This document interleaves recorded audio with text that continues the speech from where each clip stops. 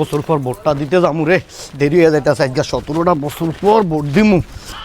সকাল সকাল গিয়েই ভোটটা দিয়েই তৈব, দেরি হয়ে গেছে মনে হয় রে।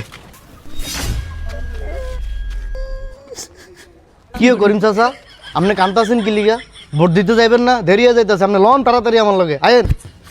না চাচা, ভোট দিতে যাবো না। তোমার শাশি 17 বছর ধরে ভোট দিতে যাইতো, বুঝছো? হয় তোমার শাশি যে আগে ভোট দিয়েইতো, নাহলে আমি যে আগে দিয়েইতাম। তোমার শাশির লাগে আমার একবারও দেখা হইতো না। চাচা, শাশির লোকে দেয়া হইতো না কি লিগা আপনার? আপনারা কি দুজন একসাথে থাকেন না? আরে চাচা, তোমার শাশি তো মারা গেছে সেই 17 বছর আগে। কিন্তু যতবারই ভোট দিতে যাইতাম শুনতাম তোমার শাশি নাকি ভোট দিয়ে গেছে গিয়া। হয় তোমার শাশি আগে ভোট দিয়ে যাইতো, আর নাহলে আমি যাওয়ার পরে তোমার শাশি ভোট দিত।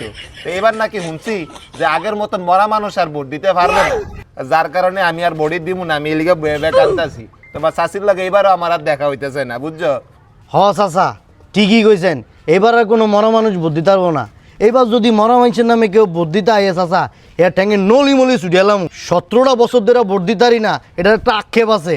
নলি মলি ভাঙ্গালাম এবার যদি মরা মানুষের ভোট দিতে আইয়ে। আপনার ভোট আপনি দিবেন, পুরো পরিবার নিয়ে আসবেন ভোট কেন্দ্রে ভোট দেওয়ার জন্য।